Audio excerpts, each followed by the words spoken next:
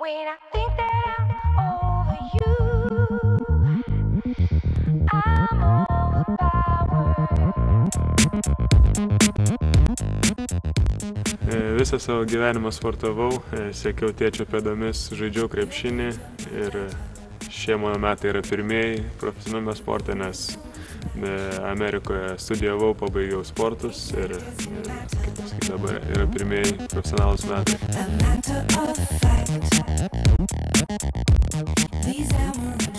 Bet dabar viskas yra daug paprasčiau, nes kaip tik ieškome naujo komandos nario. Paruošėm vietą tau.